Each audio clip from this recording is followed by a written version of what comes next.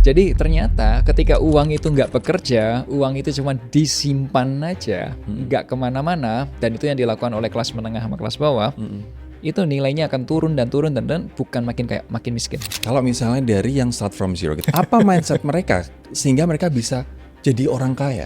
Nah, dari semua orang yang mulai dari nol, ketika mereka mau kaya, mereka selalu mengatakan ada satu kata yang sering diulang, Apa itu? momentum, Dalam otak mereka, uang itu sebagai apa? alat. Kalau orang beneran kaya kok Melvin, mereka akan membagi uangnya kemana? Sekarang orang miskin, apa yang ada di kepala mereka, mindset mereka soal uang tuh apa? Pengen cepet kaya. Melvin Mumpuni adalah CEO Finansialku dan perencana keuangan yang dikenal piawai mengemas strategi keuangan rumit jadi edukasi praktis yang gampang dicerna netizen. Melalui aplikasi, buku, dan konten media sosialnya, lulusan Magister Manajemen ini fokus menjembatani celah literasi keuangan di Indonesia.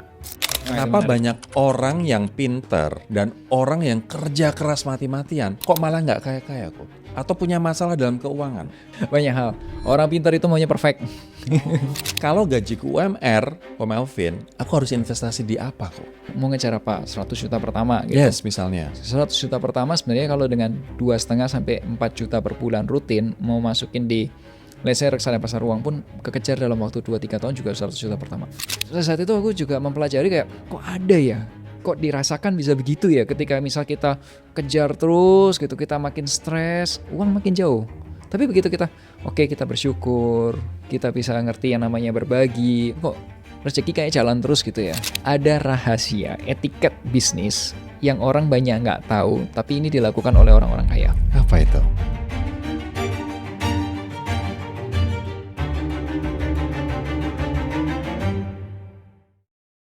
Mungkin dalam benak lo selalu berpikir, kenapa sih gue nggak kaya-kaya? Atau kenapa orang kaya makin kaya, sementara orang miskin makin miskin? Kita akan ngebahas dua pertanyaan ini dan ngegali secara lebih dalam dengan Melvin Mumpuni, CEO Finansialku. Kok Melvin, apa kabar? Kabar baik, terima kasih. Thank you Apa banget. Aku akan memulai dengan pertanyaan, mindset orang kaya soal uang. Apa sih mindset utama soal keuangan di dalam kepala orang-orang kaya, kok Melvin? Wow, ini pertanyaan pertama langsung berat ya. Langsung berat dong, langsung menusuk. Iya, jadi ini karena my background adalah seorang perencana keuangan, ketemu sama beberapa klien yang memang juga termasuk orang kaya. Jadi seringkali saya juga bertanya sama mereka apa yang mereka lakukan, bagaimana cara mereka berpikir dan lain sebagainya. Nah, ternyata banyak hal yang berbeda. Nah, misal contoh dari penghasilan dulu deh. Oke. Orang kaya itu kebanyakan punya lebih dari satu sumber penghasilan.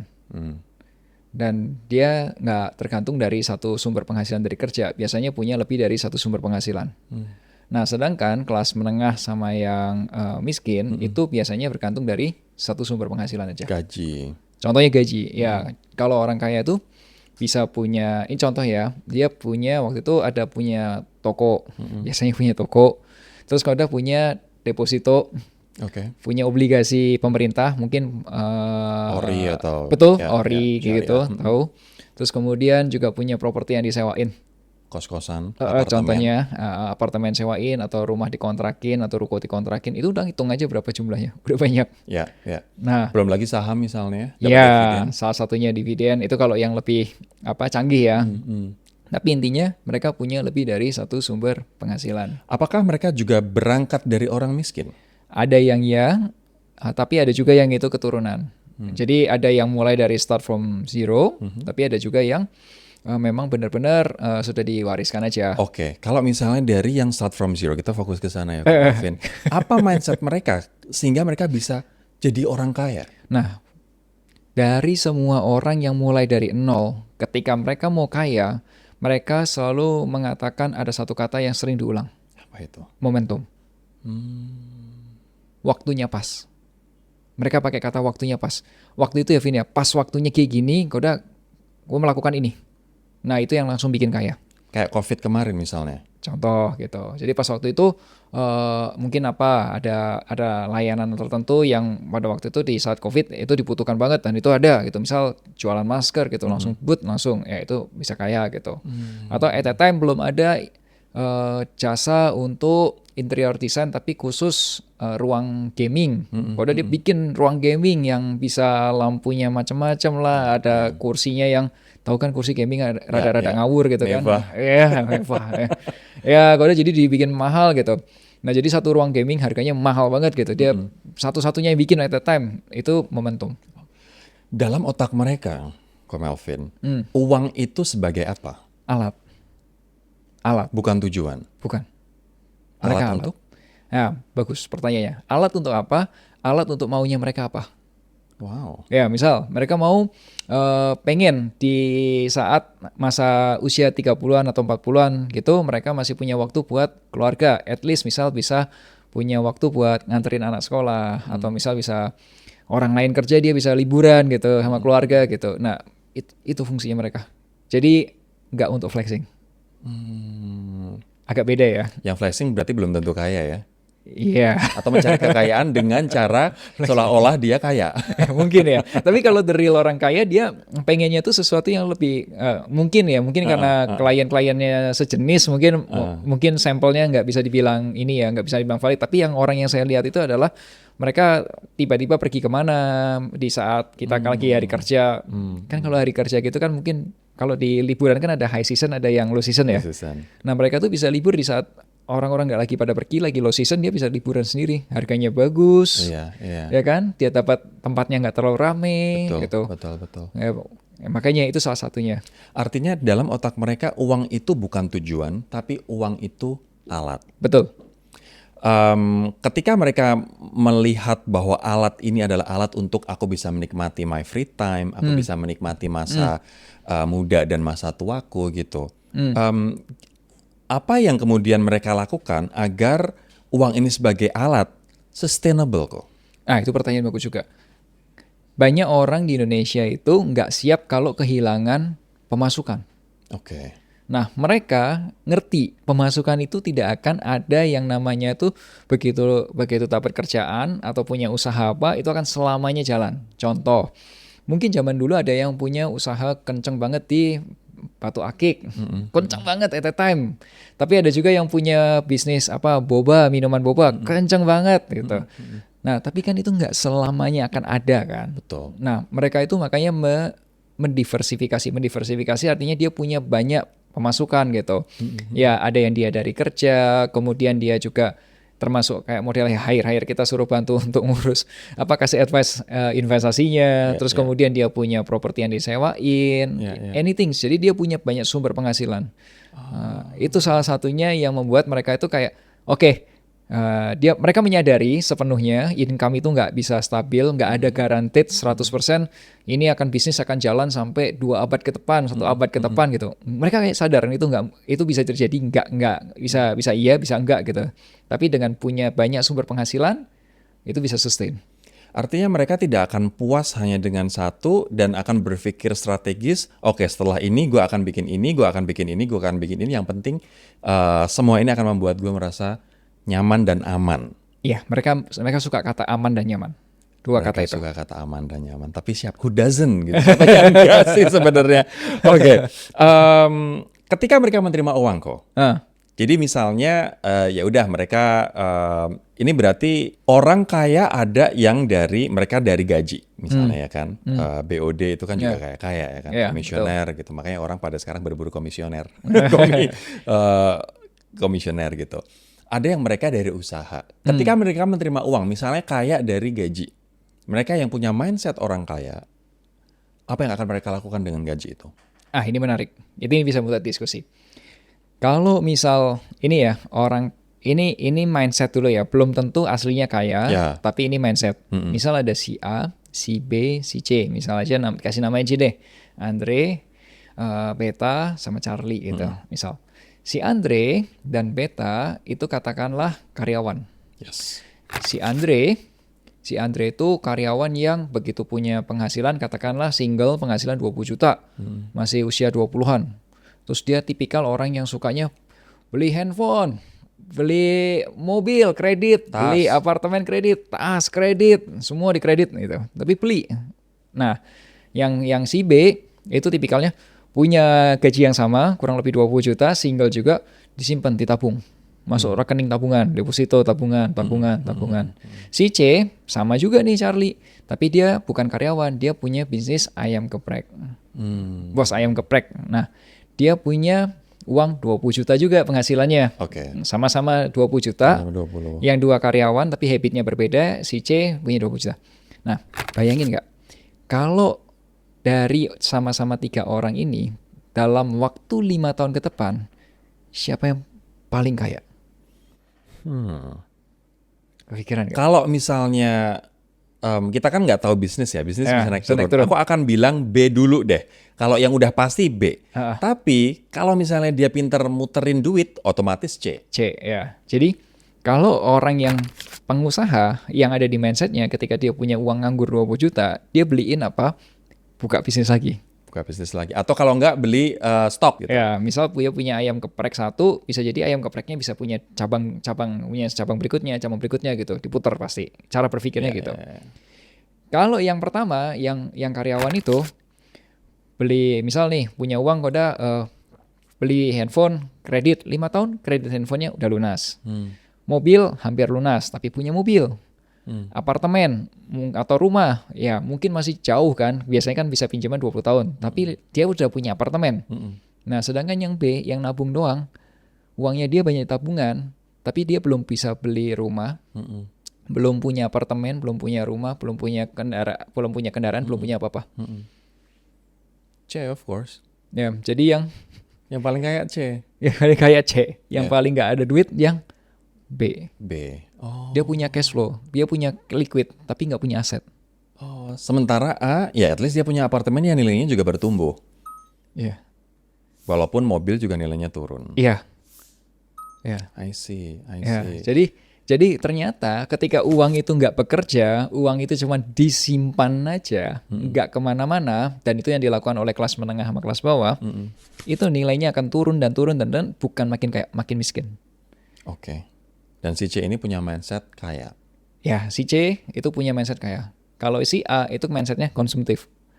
Tapi dia, ya kalau konsumtifnya dia belinya aset yang benar, beli properti, salah-salahnya pun masih punya properti, salah-salahnya gitu. Tapi kalau dia benar-benar mempelajari properti, ternyata yang dibeli adalah rumah kos, ya dia bisa lebih kaya lagi gitu. Sementara yang B? Yang cuma diem doang, ya nggak akan kemana-mana gitu. Oke. Itu tadi mindset kaya. Kalau orang beneran kaya kok Melvin, mereka akan membagi uangnya kemana? Dapat misalnya 1M gitu. Kalau orang kaya, Ini kerjaan atau apa? Hasil kerjanya dia atau gimana? katakanlah orang kaya ini hasil bisnis dia. Oke, menarik nih. Jadi, Bukan nitipin ke lo untuk lo olah kan? Enggak. Itu memang servis beliau. Ya, di advice. Tapi gak olah. Jadi gini, caranya gini, kalau misal ini yang orang-orang lakuin ya, beberapa yang aku anggap aku pun belajar dari mereka gitu. Ternyata ini klien pinter banget nih, aku perlu belajar sama dia gitu. Cara dia gini, semua hasil kerjanya dia setahun, karena dia punya usaha ya, dia kan ngambil uangnya paling gede dalam bentuk dividen perusahaannya dia. Misal kayak kita punya bisnis ini podcast gitu, dalam setahun ada keuntungan. Keuntungannya kita ambil kan dalam bentuk dividen kan. Betul. Nah itu semua masukin ke pasar modal. Pajaknya tahu nggak berapa? Nol.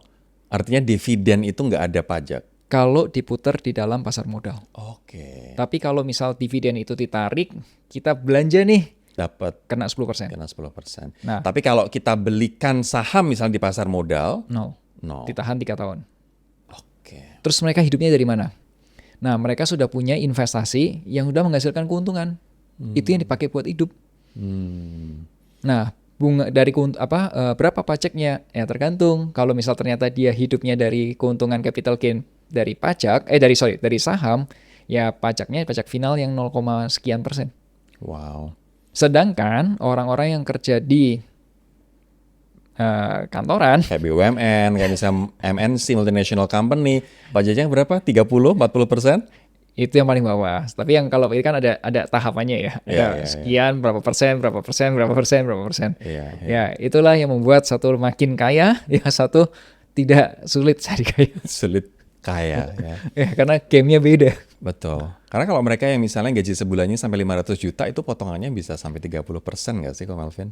Betul, betul. Sedangkan kan? kalau yang ini sama-sama, misalnya sama 500 juta, yang satu dari hasil kerja kantoran, yang satu dari dividen, dividennya masuk ke pasar modal gitu. Yang ini kena 30%, yang ini kena 0.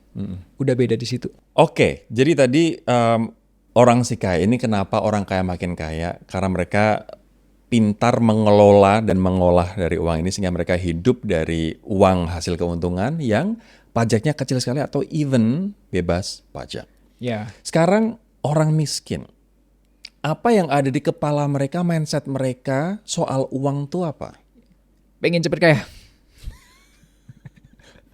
Itu loh, tapi itu memang salah. Enggak, tapi kan tanya mindsetnya apa? Pengen cepet kaya. Pengen cepet kaya. Dengan cara apapun, pengen Gitu cepet ya? kaya. Ya, jadi sama. Aku kasih analogi ya. Jadi ada kalau di kelas itu, di waktu masih kita sekolah, ada orang yang pengen, memang dia pinter, jadi kalau dapetin nilai 90 sama 100 ya buat dia ya memang perlu usaha, tapi dia bisa gitu, realistis lah, dia belajar pun ujian masih bisa gitu. Tapi buat yang nggak pinter tapi dia pengen nilainya bagus gitu, apapun, whatever, apapun lah, gua ambil risikonya, termasuk nyontek. I see. Aku jadi bisa membayangkan kok, kenapa orang-orang terjebak pinjol, investasi bodong. Karena mereka sebenarnya orang miskin yang pengen cepet kaya. Iya, apapun risikonya, kayak tadi tuh si anak itu gitu. Ya. Orang tua gue pengen gue harus nilainya bagus, padahal gue udah belajar mati-matian juga nggak masuk gitu. Ya udahlah, whatever it is, gue takes the risiko, tabrak aja deh, yang penting nilainya bagus. Gue ambil contekan, cari contekan atau gimana, atau rubah dan lain sebagainya. Nah, itu yang terjadi. Wow. Di mata mereka, orang miskin, uang itu apa? Gini, kalau saya nggak pernah nanya ini langsung, tetap ke orang-orang yang miskin ya. Tapi karena sosial kita, karena konsep kita itu sosial itu dalam melihat segala sesuatunya kebanyakan lihat dari uang. Ketika nggak ada uang itu berarti itu direndahin. Jadi mereka butuh sesuatu untuk membuat nilai hidupnya dia nambah. I see. Contoh, lu kalau nggak kaya, nggak jemput pacar lu pakai mobil, lu akan dianggap hina atau mungkin lu akan diputuskin. Ya, lu berani banget jemput pacar lu nggak pakai mobil gitu. Ya, nah makanya buat sebagian orang jadi berpikirnya, gua harus punya mobil buat bisa dapetin pasangan gitu. I see. Dan terlihat kaya. Ya, tapi ternyata buat banyak pria yang lain bisa ngomong, gue emang nggak punya mobil, tapi gue punya yang lain sehingga gue bisa punya pasangan. Gue cari uang gue, nanti gue cari kok, nggak ada masalah. Karena gue misal gue punya karir yang bagus, atau gue lagi punya usaha yang bagus, atau gue punya ini atau punya itu gitu. Dan orang bisa saja berpikir gue nggak butuh mobil kok, gue bisa pakai taksi online gitu. Salah satunya, betul. Makanya itu kalau seseorang itu istilah katanya ya kayak mengabdi pada duit gitu ya. Jadi kalau nggak ada duit, lu nggak bisa beli mobil, nggak bisa dapetin pasangan. Kalau lu nggak punya duit, kalau lu nggak bisa dapetin ini, nggak bisa dapetin sesuatu, lu nggak bisa ini, nggak bisa itu. Itu selamanya akan kekurangan dan selalu itu akan terperangkap jadi miskin. Meskipun Tuhan kasih kesempatan dia naik kelas, dikasih kesempatan punya duit banyak, kelasnya nggak naik. Kelasnya akan tetap itu. Jadi akan norak. Oh wow. Orang punya duit tapi norak. Pernah lihat nggak? Sering. Banyak ya. Sering, banyak banget. OKB itu. Ya, orang sebut OKB ya. Tapi kalau gue bilangnya punya duit tapi norak. Iya, punya duit tapi norak. Oke. Semoga kita dijauhkan dari orang seperti itu ya. Atau menjadi orang seperti itu. Di mata mereka, fungsi uang sebagai apa? It's good question. Kalau kayak gitu, itu adalah cara untuk mereka ningkatin sosialnya dia. Itu udah, gue punya gitu. Oh, Everything, wow. ya, semua masalah selesai dengan duit. Ini penting banget sih, mindset yang sangat berbeda. Orang kaya melihat uang adalah sebagai alat, sementara orang miskin melihat ini sebagai untuk meningkatkan status sosial mereka. Tujuannya dia. Ya, dia. Makanya orang berlomba-lomba terlihat kaya, beli tas mewah, beli mobil, beli ini, beli itu. Karena ternyata tujuannya pengen terlihat kaya. Ya. Dan aku sebagai mantan orang miskin, alhamdulillah aku pernah miskin kok Melvin. Kenapa kok alhamdulillah? Ya sekarang udah nggak miskin, Oh iya, alhamdulillah. puji Tuhan. Aku merasakan itu juga karena betapa menyakitkannya, betapa memalukannya, betapa sakit hatinya menjadi miskin itu di mata masyarakat, even di mata keluarga kita sendiri. Betul. Dan akhirnya kita pengen keluar dari kemiskinan, tapi banyak orang memilih jalan yang cepat. Cara yang cepat adalah ya pasti dengan investasi bodong lah, dengan binomo dan lain sebagainya. Makanya ada Indra Kents dan Doni Salaman. Tapi selain itu, cara yang cepat adalah cara menunjukkan bahwa seolah-olah aku kaya. Itu termasuk dalam kategori pengen cepat ini gitu. So I can feel that, I can relate that. Tapi hidup ini tidak hanya untuk menghibur atau memuaskan orang lain. Hidup ini tidak hanya untuk kita menunjukkan diri kita kepada orang lain bahwa kita kaya. Tapi hidup ini sebenarnya adalah ya soal kita. Betul. Apakah kita membutuhkan, apakah kita perlu atau enggak gitu. Betul. Kalau aku lebih lihatnya gini, daripada mikir, oke, cepat kaya itu bisa benar, bisa enggak ya. Tapi kalau misal mau, aku tanya sama beberapa orang ya, termasuk sama papi. Papi mertua juga pernah juga aku tanyain. If you can choose ya, pengen cepat kaya atau pengen pasti kaya? Yang mana? Pasti kaya. Kalau Pengen pasti kaya. Kalau pasti bisa cepat bisa lambat. Betul. Kalau cepat ya pengen Belum cepat. tentu sustainable. Iya, iya. Ya, Kan kita pengen yang pasti-pasti aja. Ya ini boleh di komen juga ya mungkin ya, Ya, tanya ya, ya, ya, teman-teman. ya, Kamu pilih orang yang tim pasti kaya atau pengen cepat kaya gitu? Ya. Ya dulu saya tipikal orang yang cepat kaya. Saya pengen cepat kaya, tetapi ternyata is a very hard.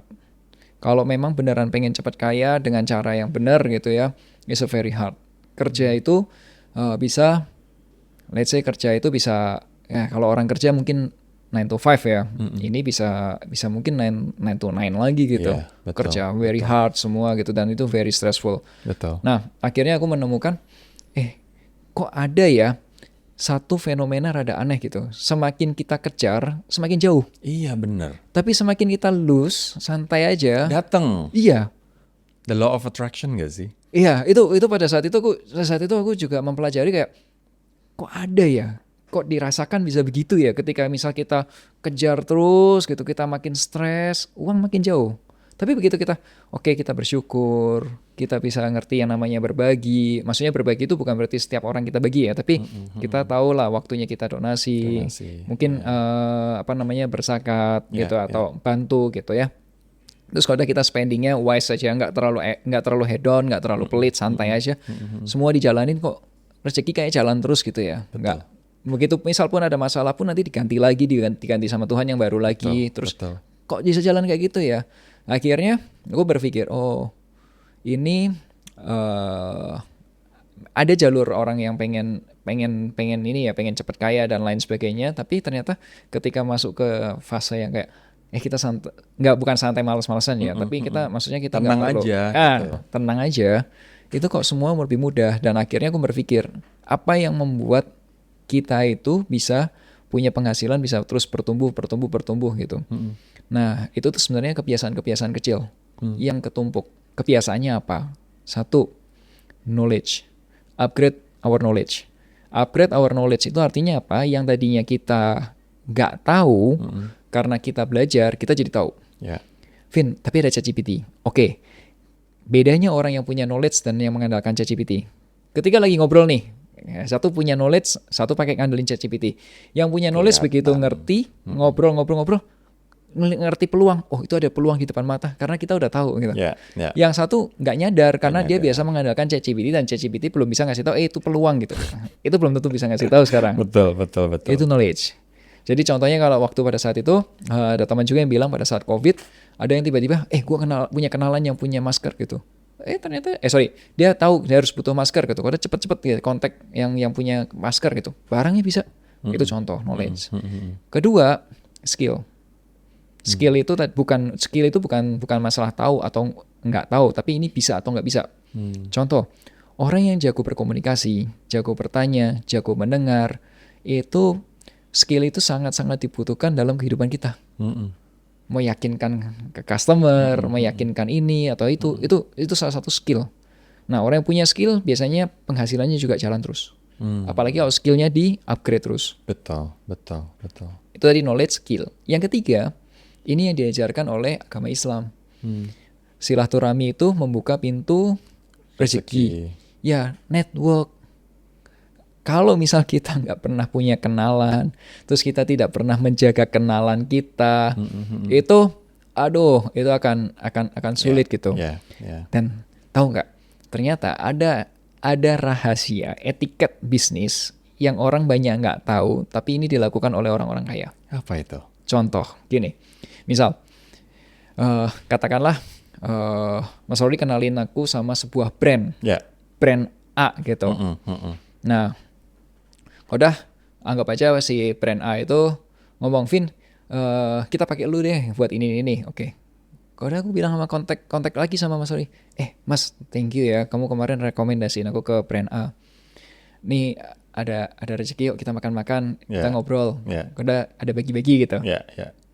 You happy, I happy, nanti akan jalan terus hubungannya. Ya, tapi banyakan orang begitu direkomendasiin, begitu dapat pengalaman ya. Oh wow, ya benar banget sih, benar banget. Bahkan dengan menjaga hubungan itu akan jadi kamu akan jadi top of mindku loh. Kalau aku butuh perencana keuangan, aku akan hubungin kamu, hubungin B, hubungin C. Ya, dan ketika rekomendasi ternyata orang ini nggak lupa, itu akan jadi sesuatu yang nempel kan, kayak gua aman deh kalau rekomendasiin lu tahu diri gitu. Tahu diri. Ya. Penting banget. Itu jadi dari knowledge, skill, kemudian network. Kemudian yang berikutnya adalah punya personal branding. Gimana orang bisa tahu kalau misal kita punya knowledge, kita punya skill, tapi kita nggak pernah menunjukkan. Menunjukkan tuh bukan berarti kita bikin content creator ya. Nggak harus selalu begitu. Ya. Sekarang itu bisa ditunjukkan misal kalau saya seorang profesional kerja kantoran, katakanlah saya seorang brand apa istilahnya ya, brand manager gitu. Saya cerita tentang branding itu menurut saya seperti apa bisa dilihat LinkedIn. Betul. Bikin sesuatu, nggak harus jadi influencer tentang branding, nggak perlu. Tapi ya udah ngedukasi masyarakat soal apa yang kita tahu gitu kan. Atau saya mungkin menanggapi beberapa fenomena branding sekarang gitu. Itu kan itu menunjukkan gitu. Yes. Ya kan. Jadi pun kalau misalnya kita saat ini belum dikatakan kaya, asal kita punya 4 hal ini dan mindset kita adalah mindset orang kaya, yang namanya kaya itu tinggal nunggu waktu. Betul. Pasti nanti di masa depan. Kalau kita punya bekal-bekal ini. Expensesnya kita, uangnya kita yang kita punya, uang untuk ningkatin 4 itu. Itu jalur cepat kaya. Jalur pasti kaya. Aku juga bahkan, ini aku sedikit cerita ya, bahkan aku menginvestasikan tidak hanya dalam bentuk saham, tidak hanya dalam bentuk misalnya properti gitu, tapi aku juga menginvestasikan dalam bentuk sekolah. Makanya kenapa sekarang aku ini lagi ambil S2 lagi, MBA saat ini, dan aku berpikir bahwa ini adalah investasi aku untuk meningkatkan skill, sekaligus networking, ya kan, sekaligus misalnya aja juga soal knowledge gitu. That's why aku bela-belain nih, aku mengambil tabunganku, investasiku untuk aku investasikan ulang di pendidikan ini. What do you feel? Worth nggak? Ini baru awal-awal, tapi aku bisa melihat ini akan worth it, dan bagaimanapun harus worth it. Berarti karena harus worth it, aku akan memanfaatkan semaksimal mungkin. Aku akan maksimalkan networknya, aku akan maksimalkan ilmunya, aku akan maksimalkan pengalamannya. Gitu kok. Jadi aku senang punya mindset ini. Gitu. Walaupun saat ini aku belum bisa mengatakan diriku kaya, tapi dengan aku punya mindset ini, aku akan one step closer. Betul. Menjadi kaya. Dan nggak perlu di-declare juga kayak saya kaya atau enggak kan? Betul. Ngapain? Kalau nggak nanti jadi OKB ya. Oke, kita akan sekarang geser ke soal nabung versus investasi. Kita sering banget melihat nabung nggak akan bisa bikin kamu kaya. Itu tadi yang orang B tadi. Sementara investasi walaupun beresiko, asal kita bisa atur resikonya, kita bisa kaya. Why? Karena uang kerja. Dengan investasi uang kerja? Uang bekerja. Kalau misal mau menghasilkan kekayaan, uang itu nggak boleh berhenti diem. Uang harus bekerja. Kalau uang nggak bekerja, dia diem.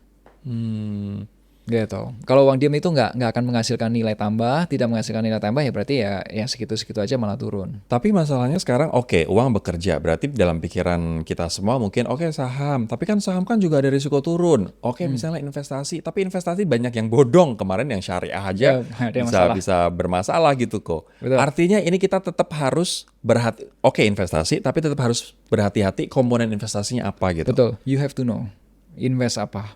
Gitu. Termasuk ya invest diri sendiri pun kan juga waktu pilih universitas nggak sembarang kan, nggak cap-cip-cup gitu kan, pasti kan akan cek univnya apa, Ya. jurusannya apa, gitu kan, Ya. pasti kan, Pasti. ya semua makan begitu gitu. Tapi bukan berarti nabung itu salah ya, saya nggak bilang itu. Jadi gini, kalau di kami di Finansialku, kami itu selalu punya satu framework namanya piramida perencana keuangan. Nah, jadi kita bilang seseorang itu sebelum pakai kayak kungfu macam-macam, pastiin dulu ibarat kayak kita bikin rumah, kita tuh siapin dulu pondasinya dulu. Oke. Nggak usah pusing dulu lantai 1, lantai 2-nya dulu gitu, tapi Pondasinya kuatin dulu gitu, benerin dulu pondasinya. Nah, pondasi keuangan kita tuh apa? Nah, pondasi keuangan itu tuh gini, kalau kita sebutnya keamanan keuangan. Intinya apa? Dalam 1 tahun ke depan, kalau uang kamu itu nggak aman, kamu do not feel safe, kamu bisa bangkrut. Gitu. Contohnya apa? 1, kalau pengeluaran lebih besar daripada pemasukan, itu bisa bikin bangkrut. Kedua, kalau nggak punya tabungan, sehingga kalau ada kepepet utang, numpuk utang, itu juga bisa bikin bangkrut.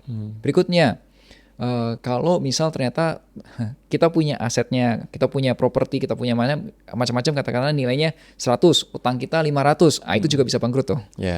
Berikutnya, ini juga mungkin di pekerjaannya Mas, teman-temannya Mas juga banyak nih, artis, kemudian penyanyi yang kaya luar biasa gitu ya, pekerja seni.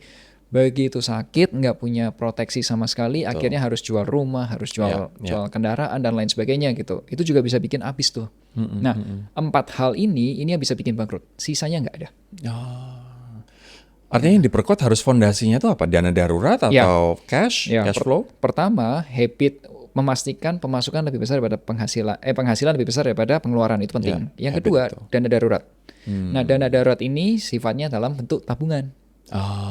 Jadi kalau ditanya apakah tabungan itu penting? Penting. Untuk dana darurat. Tapi karena ini fondasi ya, dana darurat ya. Ya, tapi jangan 100% tabung. Ya. Nah, kemudian tadi yang utangnya dijaga aja. Kode berikutnya punya proteksi. Itu 4 itu menjaga seseorang nggak bangkrut. Oke. Gitu. That's a good point. Nah sekarang, cara milih investasi itu harusnya berdasarkan apa sih kok? Itu menarik. Kalau investasi biasanya gue lihat dari, sebenarnya ini teori banget ya, tapi ada 7 hal yang dilihat. Waduh.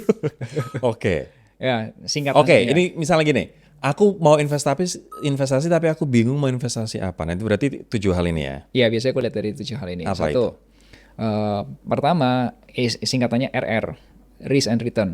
Nah, aku akan tanya, kalau misal modalnya berapa, 100 juta, oke, serugi-ruginya hilang-hilangnya takut berani hilangnya berapa? Kalau udah pengen untung-untungnya, seuntung-untungnya berapa? Gitu. Nah, itu Risk and Return. Oke. Ya, karena yang kedua tuh singkatannya TL, T-nya tuh Time Horizon. Uangnya mau dipakai buat kapan? Oh, tahun depan Vin mau nikah. Tahun depan mau nikah, uang kamu berapa sekarang? 200, oke. Udah gimana mau saham? Oke, kalau sahamnya turun kamu gimana? Nggak jadi nikah. Oke. Time horizon. Time horizon, karena time horizon ini akan mempengaruhi likuiditas kan. Ya. Misal tahun depan mau nikah, oke, investnya apa? Properti. Gimana mau jual propertinya? Salah kan? Itu time horizon sama liquidity. Nah, berikutnya lagi adalah ini mungkin orang nggak terlalu memperhatikan, tapi kalau uangnya udah terlalu gede ini penting. 1, tax, 2, legal. Perpajakannya gimana? Ini masih TL ya? Legalitasnya ya. Jadi RR, TL, tax sama legal. Nah, yang terakhir itu under circumstances. Under circumstances itu apa? Contohnya gini, misal Mas concern, saya maunya yang ESG. Atau saya maunya yang syariah only. Ya, itu ada concern tertentu yang mungkin personal gitu, individuals. Nah, itu juga jadi concern ketika kita memilih produk investasi. Oke. Nah, sekarang itu kan berarti dari pertimbangan mulai dari time horizon, mulai dari liquidity dan lain sebagainya. Tapi kalau dari pertimbangan jumlah uang yang aku hasilkan per bulan, Dalam artian kalau gajiku UMR, Ko Melvin, aku harus investasi di apa kok? Oke, kalau misal menurutku ya, itu kalau misal kita lihat nih, misal mau ngejar apa? 100 juta pertama gitu. Yes, misalnya. 100 juta pertama sebenarnya kalau dengan 2,5 sampai 4 juta per bulan rutin mau masukin di let's say reksadana pasar uang pun kekejar dalam waktu 2-3 tahun juga 100 juta pertama. Teman-teman, Ya kan? reksadana pasar uang Itu juga bisa. untuk 100 juta pertama bagi teman-teman yang gajinya UMR ya. Ya, 2,5 sampai 4 juta. Tapi kalau UMR 2,5 juta udah habis setengah kan. Betul. Makanya saya nggak pernah bilang gini, UMR itu kan singkatnya upah Minimum regional, ya kan. Dan itu memang didesain untuk minimum kan. Ya kalau kamu pengen invest dan lain sebagainya, berarti itu kan lebih kan. Ya. Ya effortnya lebihin dong. Ya. Itu awal-awal effortnya lebihin. Artinya apa? Tadi sebelum invest ke produk keuangan, my suggestion invest di diri sendiri dulu. Tadi yang aku bilang knowledge, 4 skill. tadi, Ya. Skill itu juga termasuk skill gitar, itu juga termasuk skill, semua skill. Nah itu yang akan dipakai buat nanti nambah penghasilan lagi. Yes. Nah dari tambahan penghasilan itu yang dipakai buat invest. Ya. Dan investnya di apa? Kalau pengen save untuk teman-teman Itu yang reksadana pasar uang bisa. masih UMR, reksadana pasar uang. Ini di bank-bank banyak banget yang jual sama bank punya pemerintah, BUMN ataupun bank swasta. Ya. Itu juga banyak banget jual produk reksadana pasar uang. Ya, kemudian kalau 100 ke 500 ya mungkin yang bisa lebih agresif ya masuk ke tempatnya saham itu masih bisa sampai 1 miliar pun bisa gitu. Tapi pertanyaannya tahu nggak?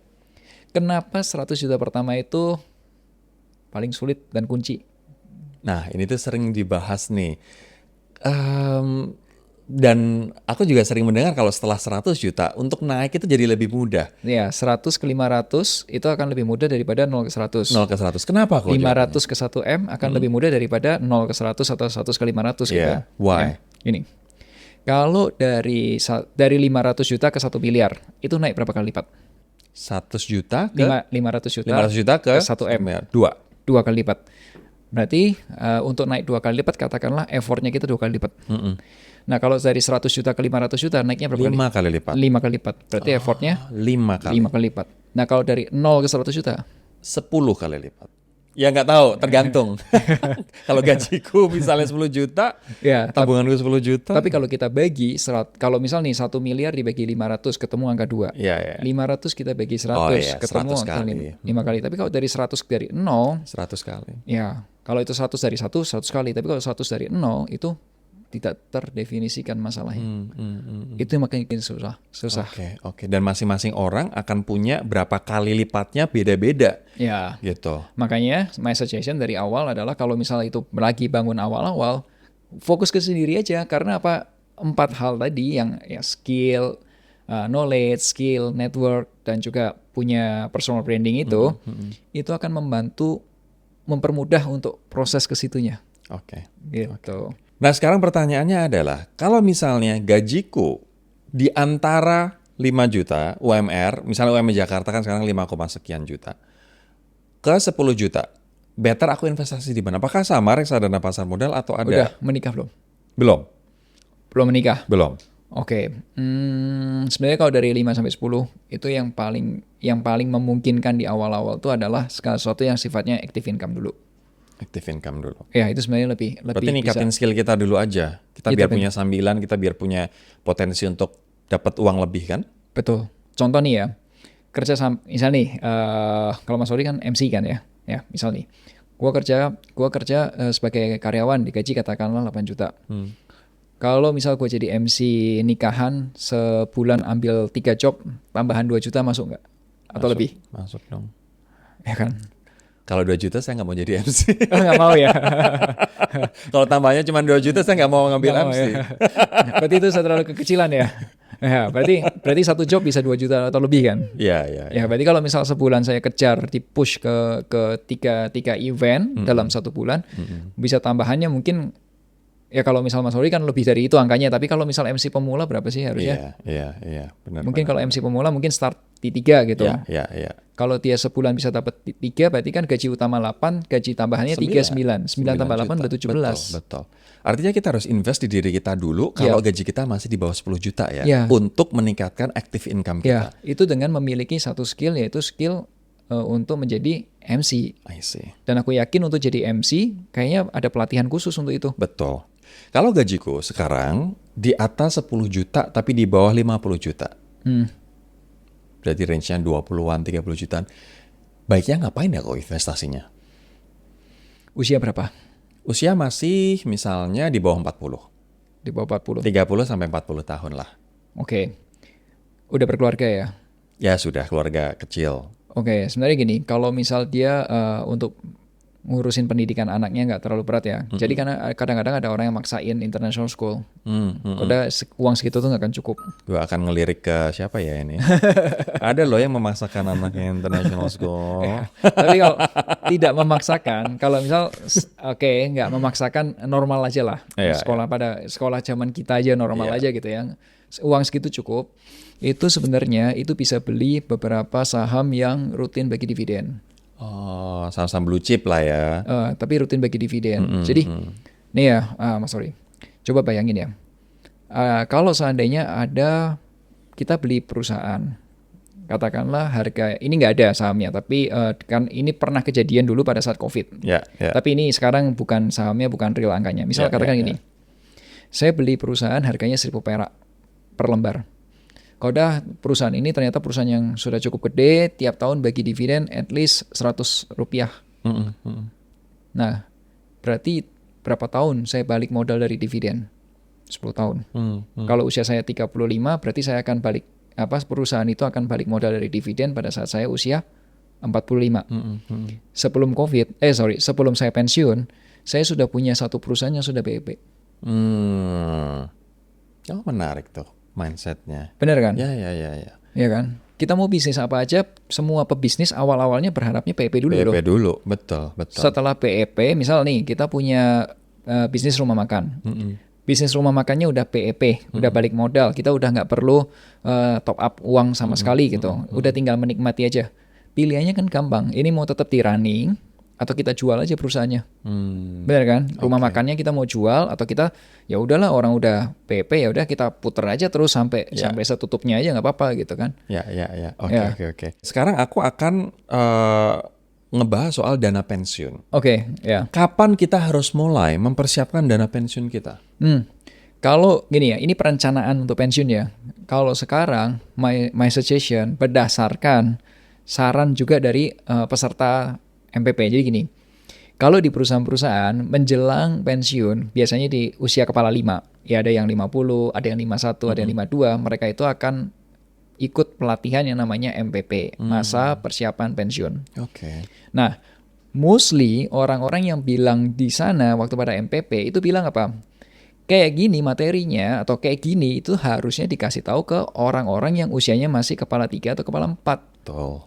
Ya. Tapi orang-orang yang di usia kepala 3 dan usia kepala 4 Nggak peduli rata-rata.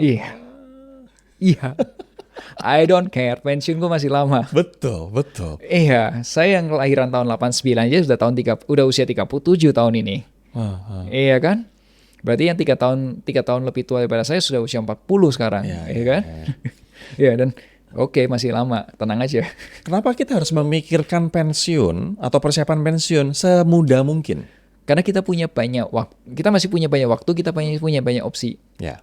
Gitu, pilihannya banyak. Kalau sudah mepet, pilihannya dikit. Coba misalnya, kalau ada orang yang punya usia 50 tahun gitu, belum siap untuk pensiun gitu. Udah, oke, 5 tahun lagi mau pensiun. Udah mau ngapain? Mau bisnis. Susah. Iya kan? Mau bisnis apakah langsung one shot, one kill, langsung berhasil gitu?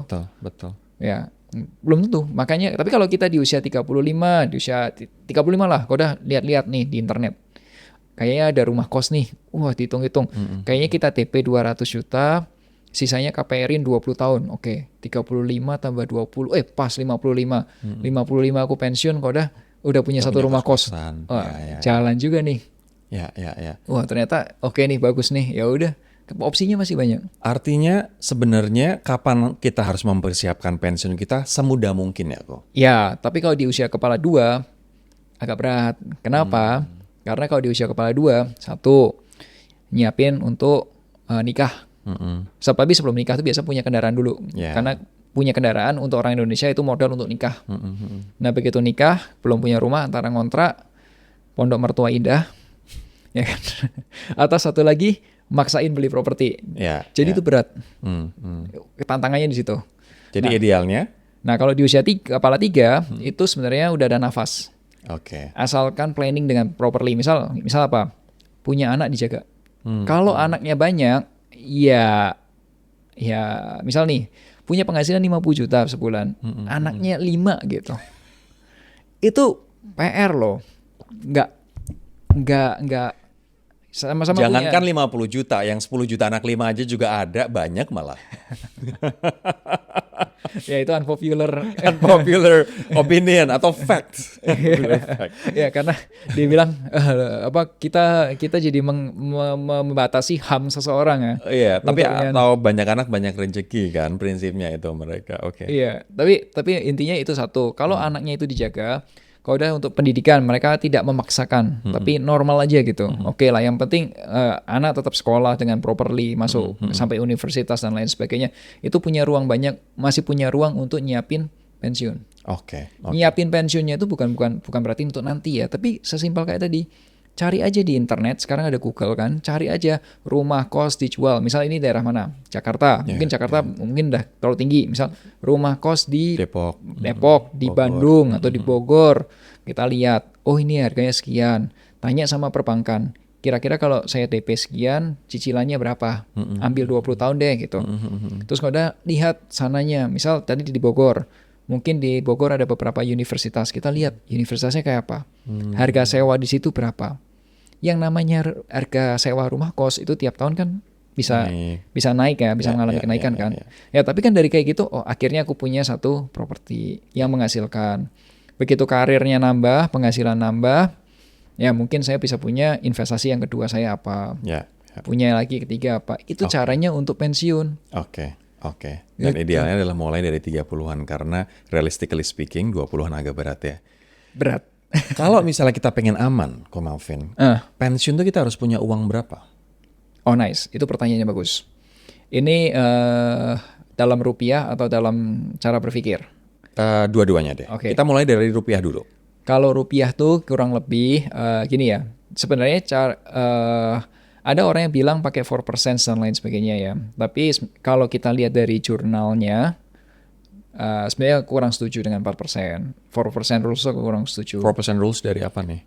Jadi kayak kita punya kurang lebih income expense tahunan kali 25 aja. Oh, oke. Itu orang-orang bilangnya financial independent, retire early. FIRE. Oke. Gitu. Tapi saya kurang setuju. Kalau saya lebih suka pendekatan yang lebih calculated. Itu tuh ada satu pendekatan kurang lebih cara ngitungnya gini. Expenses-nya kita dalam setahun ya dibagi sama investasi dikurangi inflasi. Oh. Misal kalau kita punya pengeluaran setahun katakanlah 120 juta gitu 120 juta. Berarti per bulan kan 10 juta. Ya. Terus kalau saya investasi kita dapat untung katakanlah 8%. Oke. Dari 100 juta itu. Saya 100 juta itu kita investasiin dapatnya 8%. Inflasi Indonesia katakanlah 3% gitu.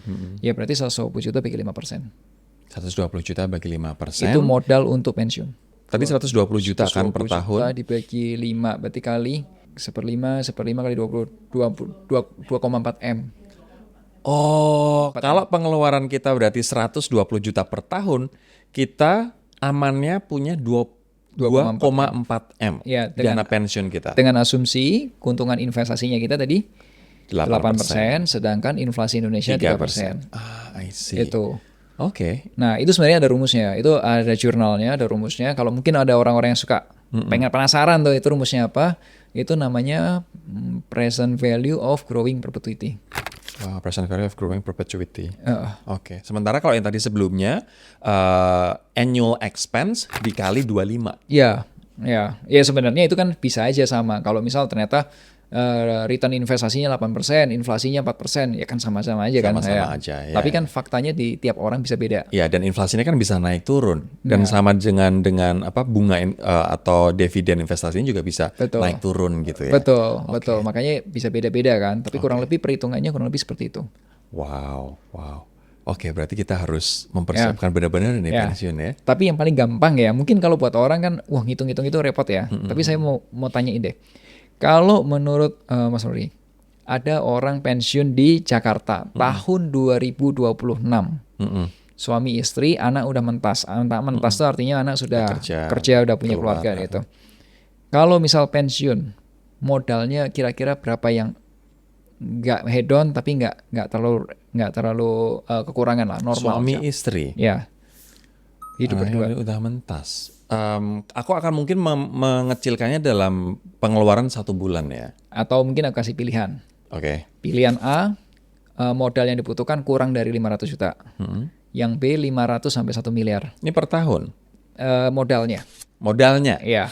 Ya, aku Yang pilih. C 1 sampai 2 M dan yang D lebih dari 2 M. Kira-kira yang mana? Kalau ada orang pensiun di Jakarta 2026.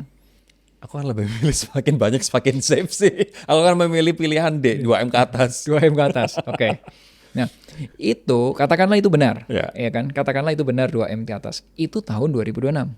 Ya, Saat kita pensiun, katakanlah kalau saya usia 37. Katakanlah berarti 20 tahun lagi misalnya. 20 tahun lagi.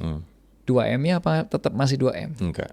Ya. Kayak gerus inflasi. Iya, 2M-nya sekarang kurang lebih kalau di tahun 20 tahun lagi kira-kira seberapa Ya, harganya? bisa jadi kayak 500 juta. Ya, atau Atau mungkin bisa jadi 100 juta, Ya. lebih kecil lagi. ya, tapi angka 2M-nya itu 2M sekarang akan setara dengan mungkin 100 juta atau 5 juta 20 tahun lagi. Tapi kalau sama-sama mau hidup yang sama, 2M itu 20 tahun lagi mungkin butuh bisa berapa? 8 sampai 10 M. Betul. Nah, sekarang pertanyaannya, bisa nggak kita kerja, karyawan kerja di usia 37 sampai ngejar ke usia pensiun 50-an itu kekumpul 8M? Enggak. Kalau hanya mengandalkan gaji, enggak. Simpel kan? Kita lihat aja yang sekarang pensiun butuh berapa, coba tanyain sama yang pensiunan. Mungkin ada tetangga, mungkin ada om atau ada kenalan kita, tanya aja berapa modalnya. Oke. Sekarang aku akan tanya ke Melvin soal uang dan psikologi. Kenapa banyak orang yang pinter dan orang yang kerja keras mati-matian kok malah nggak kaya-kaya kok? Atau punya masalah dalam keuangan? Banyak hal. Banyak hal. Orang pintar itu maunya perfect. Sedangkan dalam hidup kita bisa perfect kalau banyak salah. I see. Benar kan? Benar. Ya kan? Kita nunggu perfect, padahal kenyataannya enggak. Kode yang kedua, kebanyakan orang pintar itu, ini kebanyakan ya, bukan berarti semua orang pintar, tapi kebanyakan normal itu mereka inklusif. Ya tadi inklusif tuh kayak ya jarang anak-anak pintar tapi temannya banyak. Ada nggak? Ada. Tapi biasanya nggak punya banyak teman. Sedangkan hukumnya silaturahmi itu membuka pintu rezeki. Ya. Itu masalah juga. Oke. Ya, honestly, saya juga orang yang introvert, tapi ketika mengetahui, oh ternyata hukumnya adalah silaturahmi itu membuka pintu rezeki. Jadi harus dipaksa Ya. diri untuk. Ya, faktanya job kebanyakan dari teman ketemu teman kan. Betul. Setuju itu. Dapat juga kan jobnya ketemu dari teman ketemu teman kan. Itu dia. Nah makanya ternyata itu nggak bisa juga. Yang ketiga, semuanya itu kalau orang pintar itu semuanya mau dihitung, controllable. Tapi dalam hidup kita itu ada banyak hal yang tidak bisa kita kontrol. Yeah. Dichotomy of control. Stoic. Contoh apa? Kita misalnya mau investasi saham, udah pilih perusahaan yang fundamentalnya bagus, ininya angkanya ininya bagus, ininya bagus. Tahun depannya COVID. Iya. Beda lagi ceritanya nanti. Nah, jadi banyak hal. Nah, tapi lain hal lah sama orang-orang yang memang jago di sosial. Biasanya orang-orang yang jago sosial itu. Ya, kesimpulannya kurang lebih apa? Ini kesimpulan tapi bercandaan. Saya dulu waktu SMA, bukannya niatnya sombong ya, tapi waktu SMA saya ambil IPA. Mas Rory juga IPA? Saya IPS. Oh ya, lebih tepat IPS. Kenapa? Karena ketika sudah kerja, ujiannya adalah ekonomi. Betul. Bukan ujian alam, ilmu alam. Jadi lebih tepat itu. Oke. Ini berusaha mengelawak nih Mas Melvin nih. Faktanya. Oke. Ya. Tapi kenapa sih banyak keputusan keuangan yang justru datang dari rasa takut dan gengsi, bukan kebutuhan, kok Melvin? Ya, karena manusia nggak objektif ya. Manusia nggak objektif, manusia digerakkan sama emosional. Kalau kita mau belanja sesuatu barang, itu bukan rasional dulu kan? Kan biasanya kalau mau belanja sesuatu emosional dulu. Semua manusia digerakkan dari secara emosionalnya dulu. Oke. Termasuk emosional tuh gini. Begitu punya uang, kalau uangnya itu kita jaga erat, itu malah nanti ada aja keluarnya yang aneh-aneh. Bener banget. Ban bocor kayak atau mobil Renovasi keserempet. rumah. Iya, bocor ya, renovasi rumah. Keluarnya tuh aneh-aneh gitu.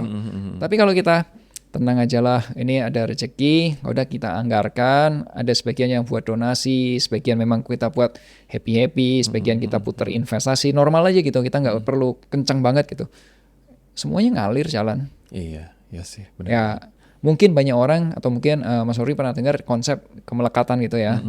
Itu konsep itu. Semakin kita pegangin itu biasanya malah nggak happy, takut uangnya hilang, takut uangnya dicuri, keluarnya malah ada yang tiba-tiba tadi yang sakit lah, inilah itulah gitu. Iya. Tapi kalau kita santai aja, tenang aja, justru malah ya udah uang mengalir Iya, mengalir. dari sumber-sumber yang kadang-kadang kita nggak sangka. Betul, jangan dibatasi. Oke. Artinya uang itu juga akan mengikuti mereka yang tenang, Iya, dan mereka happy. yang happy. Ya, makanya mantranya adalah saya happy, saya sehat, saya bahagia. Satu lagi, saya sejahtera. Asik. Amin. Amin ya. Tapi ternyata selain uang datang ke mereka yang happy dan mereka yang tenang, Nah, ada keputusan-keputusan kita untuk membeli sesuatu itu berdasarkan trauma masa kecil, Komel. Oke, contoh. Atau misalnya kita membelanjakan uang kita karena trauma masa lalu. Mungkin karena kita dulu hidup di lingkungan yang sangat ekstrim, akhirnya aku membeli sesuatu untuk memenuhi egoku, tapi ternyata dengan memenuhi egoku itu aku malah jadi miskin karena aku nggak punya investasi, aku nggak punya tabungan gitu. Seberapa ngefek sih sebenarnya trauma-trauma masa lalu kita ini mempengaruhi keputusan keuangan kita di masa ini? Menurut saya keputusan trauma-trauma itu nggak hanya mempengaruhi keputusan keuangan, tapi mempengaruhi kehidupan kita semua. Nggak cuma keuangannya doang gitu trauma. Ya, tapi kalau misal nih tadi kalau belanja karena trauma, mungkin pernah tahu nggak yang seperti apa contohnya yang belanja karena trauma? Contohnya misalnya gini, kita dulu hidup miskin banget sampai nggak bisa beli baju baru. Sampai nggak bisa beli pakaian yang layak gitu. Begitu punya uang, beli terus. Dan sampai ini kita nggak bisa kontrol. Karena ini terus berjalan selama bertahun-tahun hingga akhirnya udah usia 40 tahun baru tersadar. Uang-uangku ternyata sekarang habis untuk aku impulsif buying ini untuk balas dendam masa kecil aku gitu. Ya, kalau memang kayak gitu obatnya ya beresin dulu trauma masa lalunya. Ya, tapi memang harus disadari setiap manusia pasti akan punya trauma. Sadari atau enggak gitu kan, tapi pasti punya trauma. Nah, tapi ketika kita bergerak atau kita sesuatu, kok masalah kayak gini aja kok aku merasa kesenggol ya, misal gitu. Contoh kemarin ya, kita lagi jalan-jalan. Terus tiba-tiba ikut tur lah gitu ya. Terus ada ibu-ibu tua yang menyalahkan tuh artinya jangan kayak gitu, harusnya gini gitu. Nah, konteksnya apa ini? Konteksnya waktu itu jadi posisi gini, kan kita ikut tur, kan. Nah, ini tuh sudah mau perjalanan menuju ke airport karena ini harus check in dan lain sebagainya, tapi tur rombongan agak banyak gitu. Terus bus kita kena tilang. Bus kita kena tilang. Ya, karena ya dia aneh sih, di bawah sign dilarang parkir, dia malah parkir di situ. Gitu. Iya. Ini di negara orang gitu. Iya. Nah, terus udah di situ, udah gue bilang sama yang lain, yang lain udah pada masuk belum? Itu kan cuma memastikan setiap orang udah masuk, sehingga kalau itu sudah beres, tilang menilang ya langsung jalan, karena kita ngejar pesawat gitu. Nah, tapi dikasih bilang, lu nggak bisa gitu, lu harus hitung satu-satu, lu harus berdiri hitung satu-satu orangnya berapa, gitu. Ya, tapi kok gue ke-trigger gitu, ada apa gitu. Waktu itu kesel, jujur kesel. Tapi kadang habis itu pesawat, aku mikir, kok tadi ke-trigger ada apa ya? Apa yang menyebabkan kok hal kayak gitu aja kok ke-trigger, men-triggerku. Iya, kan hal gitu aja bilang oke gitu doang kan udah beres kan. Tapi kenapa kok ada rasa gitu? Nah, setelah dilihat-lihat, oh, aku masih belum berhasil nih. Mungkin ada trauma dulu yang disalahi dan disalahkan gitu. Nggak bisa gitu misalnya. Nggak boleh gitu dong, harusnya gini. Ya, mungkin hal-hal itu pernah kejadian di dalam diriku sehingga aku kesel gitu. Itu satu trigger. Nah, akhirnya aku itu harus menyadari dulu.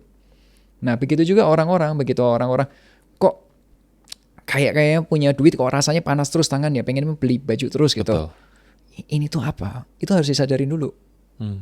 Apa yang salah nih? Emang apakah karena pekerjaanku aku butuh beli baju? Apakah karena ini ada sesuatu yang lain gitu? Nah, kalau memang nggak ngerti itu kenapa, nggak bisa diolah gitu, nggak ngerti, ya mau nggak mau ya harus ke psikolog. Ya. Tapi kalau sampai punya gara-gara sesuatu itu tiba-tiba deg-degan. Contoh ya, mungkin ada orang yang kalau misal terima SMS dari bank atau email dari bank langsung deg-degan karena takut ditagih gitu. Langsung berdebar, kalau udah sampai keringetan gitu. Itu bukan ke psikolog, itu ke psikiater. Oh gitu.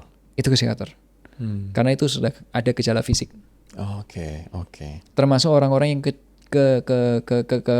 kecanduan judi atau kecanduan anything. Apalagi kalau judi, itu pergilah ke psikolog. Ya. Psikolog dan penasihat keuangan sebenarnya ya. Ya, setelah diberesin. Oke. Ini pertanyaan terakhir sebelum kita ke rapid fire question. Oke. Apa tanda kita sebenarnya lagi nggak sehat secara keuangan? Oke, itu pertanyaan bagus. 1, kalau ternyata pengeluaran lebih besar daripada pemasukan. Oke, ini masalah. Nomor 1. 2, nggak punya dana darurat atau tabungan. Dana darurat itu minimal 6-12 kali pengeluaran bulanan. Oke. Kenapa? Kalau dana darurat itu kan kondisinya benar-benar darurat ya. Darurat tuh it means bukan berarti tetangga kita beli mobil baru akhirnya kita darurat gitu. No, darurat tuh ya memang butuh, misal kehilangan pekerjaan gitu. Nah, pertanyaan gini. Dengan kemampuan kamu, dengan kepercayaan diri kamu, kalau seandainya kehilangan pekerjaan, berapa waktu yang Anda butuhkan untuk bisa replace income-nya? Oke. Kalau misal memang butuh, oke, dengan kemampuan saya, dengan penilaian saya bisa replace dalam 7 bulan. Dana daruratmu jangan 6 bulan, lebihin lah. Benar kan? Apalagi di 3 bulan. Kamu replace pekerjaanmu aja 7 bulan, dana daruratmu 3 bulan. Nah, sisanya 4 bulan hidup dari mana? Oke. Make sense kan? Ya kan? Ya, yang ketiga, ketika utang, mau itu utangnya konsumtif atau mau utangnya produktif, dihitung jangan sampai mengganggu cash flow. Kalau misal penghasilan 10 juta, cicilannya 8 juta, itu mati. Ya. Itu. Tapi kalau 10 juta, cicilannya 2 juta, itu masih tenang. Nah, yang keempat, itu tetap harus punya proteksi. At least punya BPJS Kesehatan. Oke. Dan itu pasti dibayar sebelum sakit. Ya. Gitu. Karena kalau udah sakit, lapse, kita nanti klaimnya malah susah ya. Repot, ya ngerepotin diri sendiri. Nah, 4 ini yang tadi saya bilang untuk obat anti yang bangkrut itu sebenarnya adalah tanda-tanda keuangan kita itu sehat atau nggak sehat dari situnya tuh. Itu utamanya. Yang pertama apa tadi? Sorry, dana darurat. Penghasilan harus lebih besar daripada pengeluaran. Dana darurat. Punya dana darurat. 6-12 kali. Ya, 6-12 kali pengeluaran. Ya. Terus yang ketiga adalah utang. Cicilan dan utang itu dijagain. Yang keempat punya proteksi. Karena itu yang sering bikin bangkrut ya. Iya, itu. Asuransi yang kita nggak punya atau asuransi yang lapse berhenti. Betul. Oke, sekarang kita ada di rapid fire question session. Melvin, ini aku tanya cepet, jawab cepet. Cuma nanti kita akan elaborate untuk beberapa hal. Oke. Investasi dulu atau dana darurat dulu? Dana darurat dulu. 6-12 kali. Asuransi jiwa atau kesehatan dulu? Kesehatan dulu buat saya. Kesehatan dulu. Apalagi kalau kita pekerja berarti kesehatan dulu ya. Kesehatan dulu. I see. Emas digital atau emas fisik? Digital. Why? Gini. Zaman dulu, tahun 2018, saya tuh adalah orang yang pertama kali nanya ke yang punya emas digital, nanya gini. Ini emasnya beneran ada nggak? Kalau sampai perusahaan lo amit-amit tutup, emas gue hilang nggak? Ya.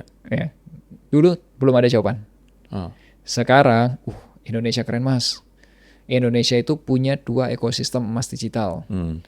Ini yang ekosistem pertama, itu ekosistem namanya bank emas atau bullion bank. Bullion bank. Pernah dengar ya? Pernah Bullion dong. bank. Pegadaian sama BSI. Ya, itu di bawah siapa? Di bawah OJK.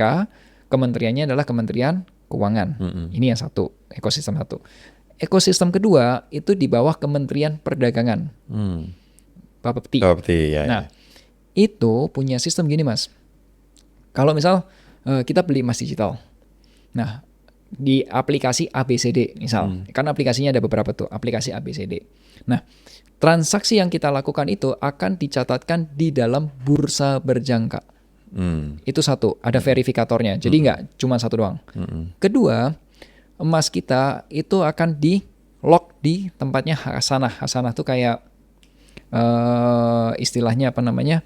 Kayak safe deposit box-nya, berangkasnya. Oke. Ada berangkas gitu. Jadi ada perusahaan bursa, ada perusahaan tempat nyimpan berangkasnya. Itu ada dua independen yang di luar perusahaan untuk memastikan emasnya ada. Oke. Yang ketiga ada kustodian. Kustodian ini yang akan ngecek beneran nggak nih emas Melvin misal beli 1 gram emas, beneran nggak nih emasnya ada. Ini emasnya di tag atas nama Melvin ya, nggak boleh pakai yang lain lagi nih Itu emas ini. kustodian. Ya. Kalau perusahaan ABCD tempat saya beli itu tutup, ini semua emas digital saya bisa dipindah ke perusahaan yang lain. Oke. Karena ada 3 verifikator yang independen. Oke. Sementara kalau emas fisik atau emas batangan, kita kemalingan hilang. Ya, nggak usah kemalingan. Kalau 1 gram atau 0,5 gram kesapu hilang loh mas. Iya. Pernah lihat ya 0,5 gram? Atau kena hipnotis hilang. Kesapu hilang. Oke. Ya, Gaji naik. Naikin gaya hidup atau naikin investasi? investasi. Satu kebiasaan finansial kecil tapi impactful. Ini, setting auto debit atau auto transfer. Saving? Setting auto transfernya. Jadi setiap bulan misalnya tanggal berapa bayarnya itu otomatis gitu. Ya. Why itu impactful kok? Impactful. Tahu nggak? Manusia itu banyak lupanya, banyak hilafnya. Ya misalnya kita tahun baru nih, kita semangat tiap bulan setiap gajian kita harus invest 1 juta rupiah. Begitu ada konser, wah hilang tuh 1 juta. Oh iya. Benar kan? Hilang gitu. Nah padahal tadi awal tahun kita udah komit nih 1 juta per bulan. Oke, buka aplikasi mobile banking, mau bank yang apapun lah. Menu auto transfer. Oke, kita buka lah rekening untuk khusus investasi gitu ya. Atau rekening RDN gitu. Oke, setiap bulan transfer 1 juta ke rekening RDN ini. Selama 12 bulan ke depan. Begitu tanggal gajian, plong. Otomatis. Nggak ada yang namanya lupa. Ya. Itu simple. Setuju. Gitu. Satu kesalahan finansial yang paling sering dilakukan. Satu kesalahannya. Itu tadi, boros. Nggak aware sama pengeluaran kita. Itu aku juga ngerasakan selama bertahun-tahun. Sekarang jauh lebih aware. Nggak aware. Oke, pertanyaan terakhir. Satu langkah paling rasional apa yang bisa langsung dilakuin setelah kita dengar episode ini, Ko Melvin? Ini, lakukan yang 4 tadi. Upgrade yourself. Upgrade your knowledge, yang tadinya nggak tahu jadi tahu. Upgrade your skills, yang tadinya nggak bisa jadi bisa. Upgrade your network, supaya kamu bisa punya banyak kenalan. Yang terakhir adalah your personal branding. Siap, Ko Melvin, thank you banget. Thank you. Buat pencerahannya. Sukses terus buat dirimu dan finansialku. Terima kasih. I'll see you in the next video. Bye-bye.